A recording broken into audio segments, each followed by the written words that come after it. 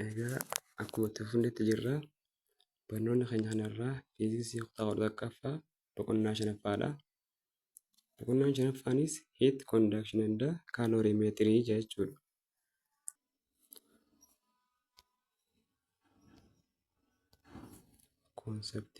Concept of heat. At the end of this section, we will be able to explain the concept of heat.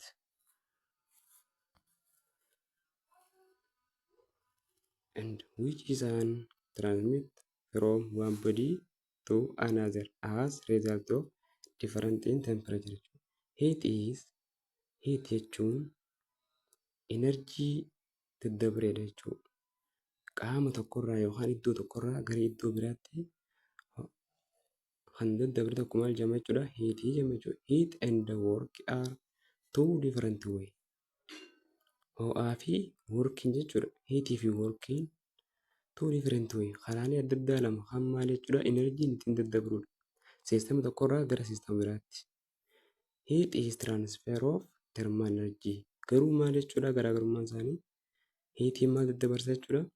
Transfer of thermal energy daddabarsa jechuudha. Jidduu siistamoota adda addaatti yookaan iddoo tokkorraa gara iddoo tokkootti yookaan ammoo qaama tokkorraa gara qaama tokkootti heatiin maal daddabarsa jechuudha? Thermal energy daddabarsa jechuudha. While akkasumas work is transfer of mechanical energy between two system. Workiin ammoo maal daddabarsa jechuudha? Mechanical energy between two system. Work jechuun maali? Daddabariinsa mechanical energy jidduu siistama lamaatti ta'edha jechuudha. Heat transfer mechanism. 2.2 maal jedha? Heat transfer mechanism malleen ho'inni tokko ittiin daddabaranidha. Heat transfer mechanism malli ho'inni tokko ittiin daddabaru maal jedhama jechuudha? Explain concept of heat transfer maal jechuudha? Yeroo durii kana baratte booda wanni ibsuu dandeessu concept of heat transfer. Conceptii ho'a daddabarsaa maali? Ibsuu dandeessaa jechuudha. Heat transfer mechanism is mechanism in which heat transfer from one system to another. Heat always transfer from system of high temperature to low temperature. Ho'inni yeroo hundaa'u maal jechuudha? Kan daddabaruu danda'u siistama tokkorraa gara siistama biraatti yoonii fi tempereecharii isaan jidduu jiraate yoonii fi garagara ta'e ho'inni tokko ni daddabara. Akkasumas heat always transfer from system of high temperature. Heatiin kun maal jechuudha? Qaama anniisaa yookaan tempereechara guddaa qabu tokkorraa gara qaama anniisaa tempereechara xiqqaa qabuutti ni daddabara jechuudha.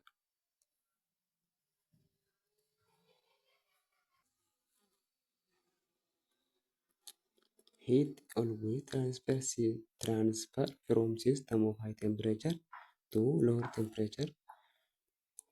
Ho'inni maal jechuudha? Kan daddabaru siistama yookaan qaama tempereechara guddaa qabu tokkorraa gara qaama tempereechara gadaanaa qabuutti ni daddabara jechuudha.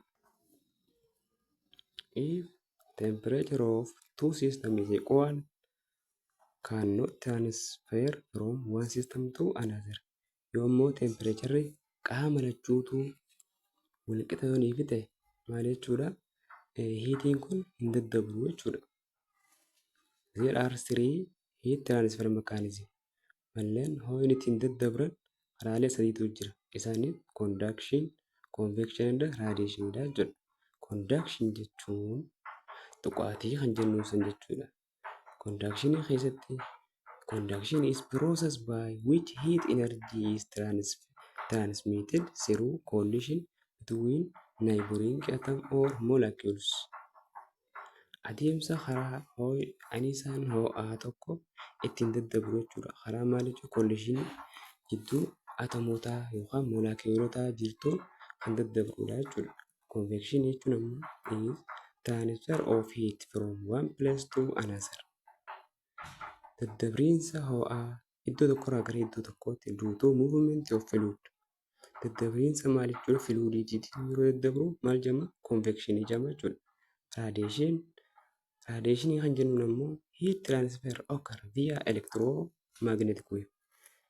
Raadiyeeshiniin maal jechuudha? Karaa elektiroomagneetik weeviitiin daddarbuu danda'a jechuudha. Unlike conduction and convection, radiation does not need medium for transmission. Maal jechuudha? Unlike akkuma maal jechuudha? Akka conductioniitii fi convectioniitii miti. Radiyeeshiniin does not need medium.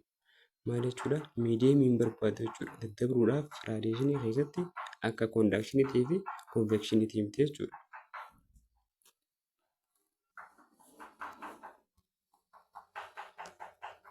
Heat capacity and specific heat capacity.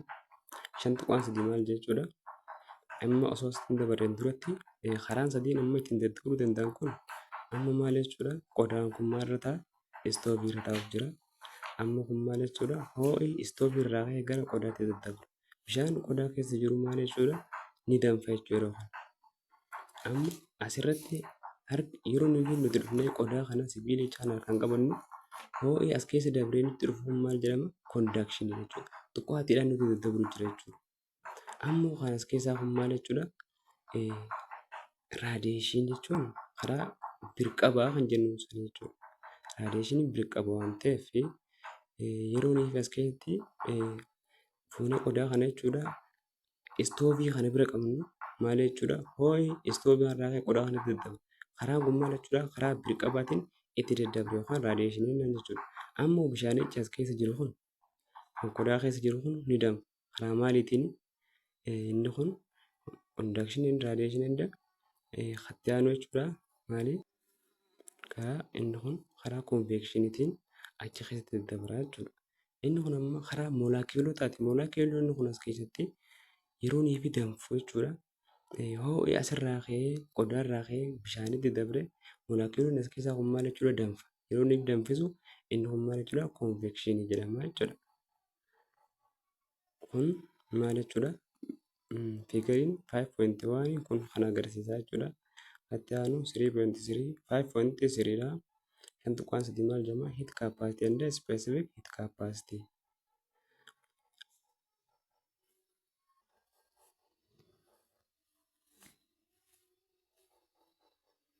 Heat capacity and specific heat capacity after completing this section yeroo mata duree kana baratte you will be able to differentiate between heat capacity and specific heat capacity. Yeroo kana maal ilaaluu dandeenya jechuudha? Garaagarummaa capacity fi heat capacity addaan baafachuu dandeenya. Akkasumas list specific heat capacity of various materials. Lakkaa'uu dandeenya jechuudha. Specific heat capacity kana karaalee adda addaatiin material adda addaa keessatti lakkaa'uu ni dandeenya jechuudha.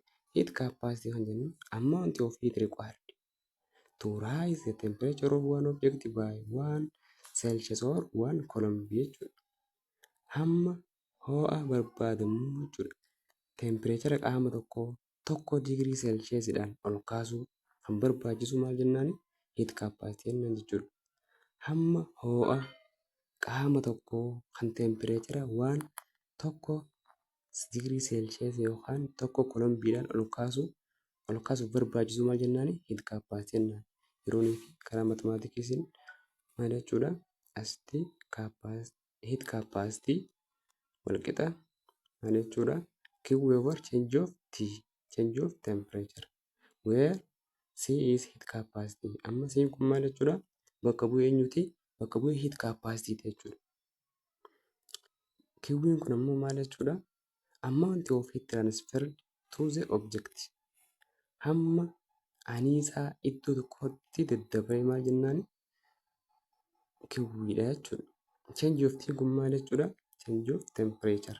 Jijjiirama tempereechara qaamicha keessatti taasifamedha jechuudha. The system unit of heat capacity is joule per coulomb or joule per Kelvin. Maal jechuudha? System unitiin isaa maali? Joule per coulomb or joule per Celsius or joule per Coulomb. Specific heat capacity is amount of energy required to rise temperature of 1 kilogram of substance by 1 Celsius. Specific heat capacity ammoo hamma enerjii barbaadamuuti jechuudha. Tempereechara hamma 1 kiloogiraam hamma maal jechuudha? Kiloogiraama qaama tokkoo tempereechara tokko seelsheesiidhaan ol kaasuudhaaf kan barbaachisu specific heat capacity jenna. Specific heat capacity is amount of energy required to rise the temperature of 1 kilogram of substance by 1 coulomb beyond 1 Celsius jechuudha. Where C specific heat capacity dha. System unit heat capacity specific heat capacity dha. Joule per kilogram coulomb Celsius or joule per kilogram coulomb dha jechuudha. Inni kun garaagarummaa qaba. Specific heat capacity jechuun as keessatti maaltu barbaachisa jechuudha. Hamma qaamichaati. Hamma qaamichaa kan kiloogiraamaan safaramu of keessaa qaba jechuudha. Ammoo heat capacity hamma kiloogiraama waan hin qabneef yuunitiin isaaniis illee akkana garaagara ta'uu danda'a jechuudha. Fakkeenyaaf asitti calculate heat energy transfer if temperature of 600 gram of lead is rise from 20 degree Celsius to 100 Celsius barbaadi yookaan shalaga jechuudha. Enerjii daddabre tokko tempereechara 600 kiloogiraama qaama jechuudha. 600 giraama liidii tokko kan maal jechuudha. Tempereechara 20 Celsiusii irraa gara 100 degree Celsiusiitti kan ol ka'e dalagii ja'a. Amma kana gaa maal jechuudha. Okay. Ammasti maal jechuudha. Giviniin keenya walqixa maal jechuudha. Maasiin walqixa duwwaa tuqaa 6 kiiloo giraam ta'a. Kiiloo giraam and specific heat capacity of leading walqixa meeqa jechuudha. 128 joule per kiiloo giraam koolombiidha jechuudha. Maasiin keenya kun maasiidha dhiifama. Change of temperature keenya walqixa meeqa jechuudha. 80 keedha. Maal jechuudha. Kiwuun keenya yeroo kana maal ta'a jechuudha. Mass times specific capacity of heat times change of temperature dha jechuudha.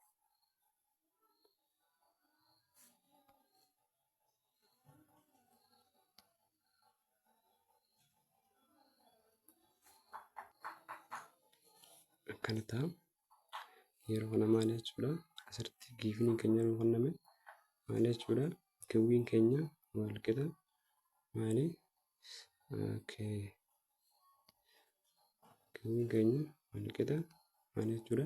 Hangi wanticha nuuf kenname maali? Duwwaa tuqaa 6 baay'isuu meeqaati jechuudha. 128 joule per kiloogiraam baay'isuu meeqaati? 80 kelvin. Walqixa meeqa nuuf ta'a jechuudha. Walqixa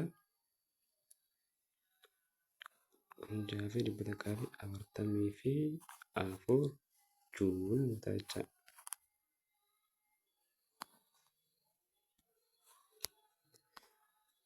Okay. Itti aansuun ammas gaafa hojjenna. Choose the correct answer for the following equation. Gaafilee armaan gadiitiif gaafilee deebii sirrii ta'an filadhu. Which one of the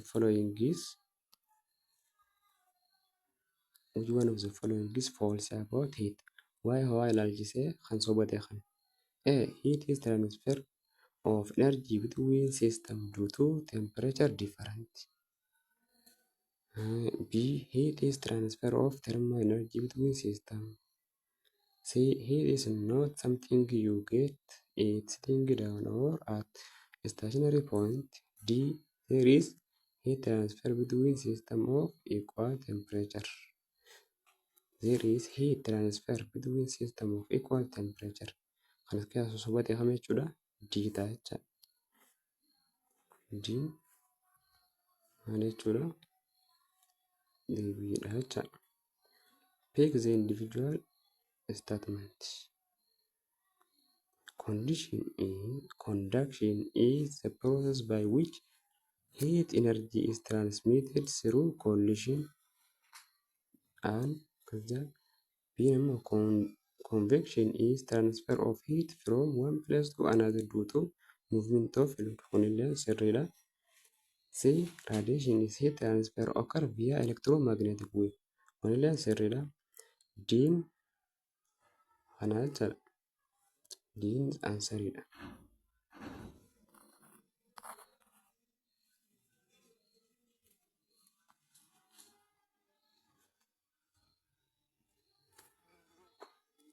The system unit of specific heat capacity is A.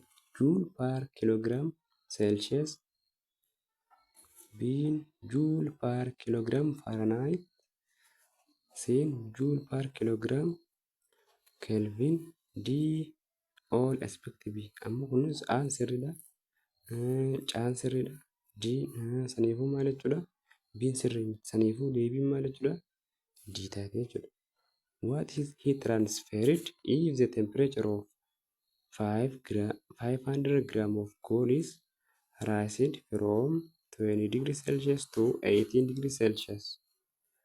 Amma anisaan daddabre tokko tempereechara qaama 500 giraama qabu tokko tempereechara isaa jechuudha yoonii fi 20 irraa gara 80tti ol ka'e barbaadi heat transfer anisa ho'a daddabra kana jechuudha.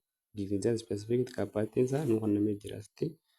Saniifuu ammaan tana wanti barbaadu qabnu maal jechuudha?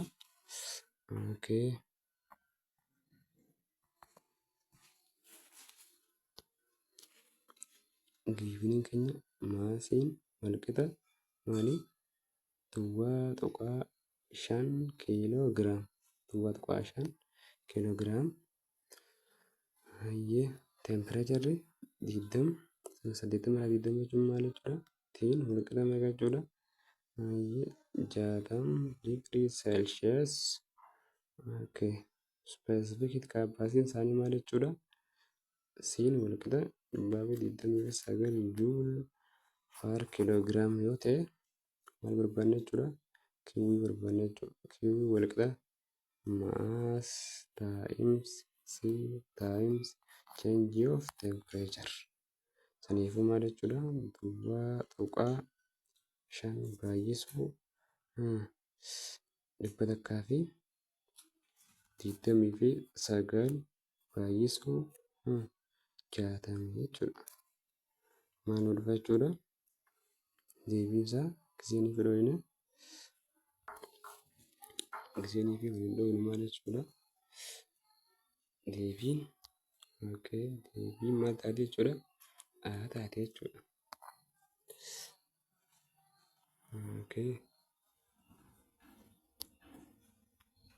Gaafiin itti maal jedha? What is temperature increase of 15 kilogram of steel falling from high height of 15 meter? Kinetic energy is converted into heat and assume no heat flow to surrounding. Specific capacity isaa maal ta'e jechuudha? Specific heat capacity steelidha. 448 nu kenne yeroo kana maal barbaanna jechuudha? Ammas keessatti giifiniin keenya maasiin walqixa 50 kiiloo giraam. Hayyee heeyitiin nu kenne meeqa? 50 meetira. Specific heat capacity isaa 448 joule per kilogram. Ammas keessatti kallattiidhaan maal jechuudha? Isa barbaaduu hin dandeenyu. Isaan barbaanne jechuudha.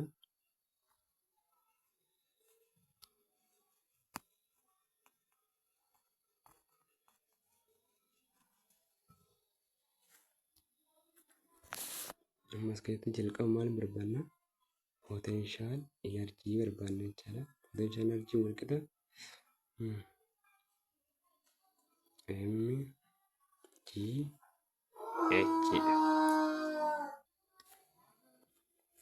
M'n keenya maal jechuudha? M'n keenya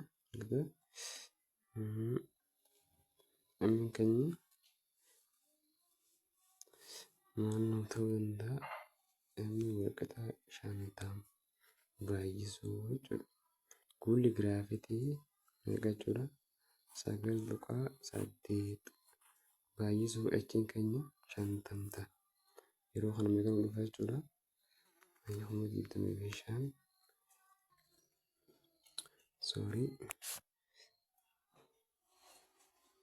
maal jechuudha? MGH dha. M keenya 50 baay'isuu 9.8 baay'isuu 50ti. Innis maal nu ta'a jechuudha? Yeroo kana gisee waliin baay'ifne 24,500 ta'a jechuudha. Yeroo kana harkannee jirra jechuudha. Potential energy harkannee jechuudha. 24,50 kana harkannee jechuudha. Okay, qabadhu. Maaliif fuulli isin xiqqaa waan ta'eef irraa qabatta jechuudha.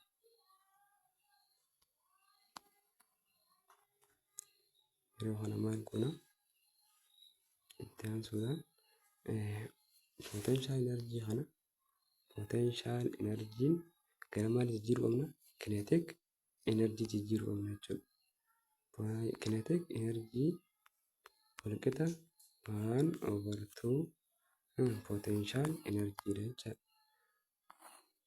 Okay.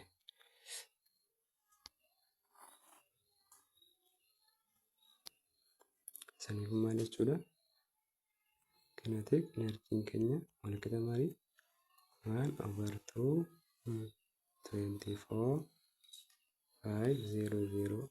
Saniifuu maal nu ta'a jechuudha? Asitti hooda 2 500 nu dhufa jechuudha. Yeroo kana maal jechuudha? Kinetic energy kanneen jirra. Saniifuu maal jechuudha? Kinetic energy keenya walqixa hamma aniisaa daddabree ta'a jechuudha. Ammas xiqqoo waan harkanneef maaltu barbaachisa jechuudha? Okay. Tiiviin keenya kana walqixa kiwuun keenya walqixa 225 akka nu ta'a. Kiwuun keenya itti aansuudhaan maal jechuudha? Maasiin keenya walqixa 50 ta'a. Akkasumatti ammas maal jechuudha? Maasiin keenya 50 akkasumatti ammas maal jechuudha? Siin specific heat capacity isaa 4 8 ta'a jechuudha. Yeroo kana maal jechuudha? Gisee waliin baay'ifnu maal goona jechuudha? Saniifuu maali? As keessatti wanti nuti barbaadnu jechuudha change of temperature. Change of temperature walqixa Q over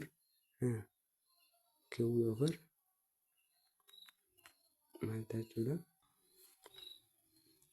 Maal nu ta'a jechuudha? Mass times C nu ta'a.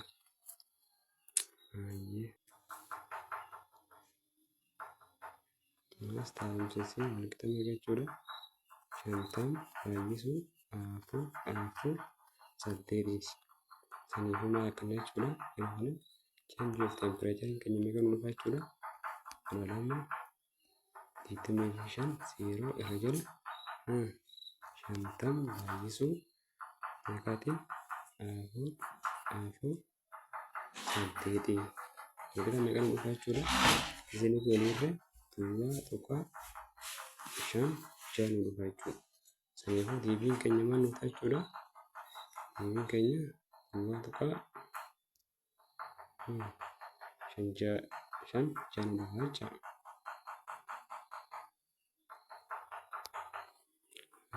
Gaafiin itti aanu gaafiin jaffaan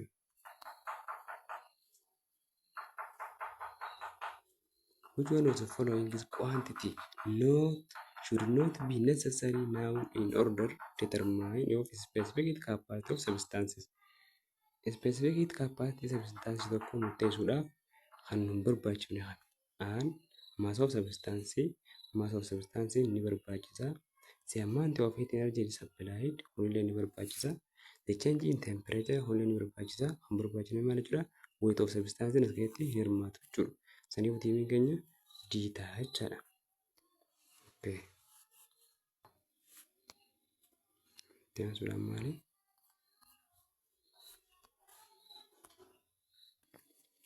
Waan itti aansuudhaan maal ilaalla jechuudha? Thermal expansionidha. Thermal expansion. Thermal expansion is change in size. Jijjiirama maal jechuudha? Saayizii maatarii tokkoo response to change in temperature. The particle start to vibrate and move and usually maintain greater average separation. Except in the same case. Case tokko tokko keessa maal jechuudha? Most substances extend when heated and contact when cooled. Maal jechuudha? Qaamni tokko tokko maal jechuudha? Ni babal'ata jechuudha. Yeroo ni kawaa ni babal'ata. Akkasumas maal jechuudha? Yeroo ni fi qorra maal jechuudha? Ni qottoonfata jechuudha. Thermal expansion is also affected by the properties of substances. Thermal expansion maal jechuudha? Affect godha jechuudha. Amala maali? Substance tokko. Solid expand very less as compared to liquid and gas jechuudha. Maal jechuudha? Solidiin maali? Solid expand. Solidiin maal jechuudha? Babal'achuun jajjaboodha. Very less baay'ee xiqqaadha. Compared to liquid and gas. Yeroo ni fi liquidii fi gaasii wal cinaa qabne ilaalle maal jechuudha? So expansion isaa maal jechuudha? Ni xiqqaata jechuudha. Maaliif? Intermolecular of attraction isa keessa jiru maal jechuudha? Baay'ee jabaadha jechuu isaaniirra. This happens because intermolecular force of attraction is very strong. Humniti walitti harkisiinsa molaakiilota keessa jiru jechuudha. Kan attraction isaa kun baay'ee jabaadha. Solidii keessatti ammas intermediate liquid ammas dhangala'oo keessa maal jechuudha? Giddu gala akkasumas ammas very weak in gas. Gas keessattuu maal jechuudha? Baay'ee laafaadha jechuudha.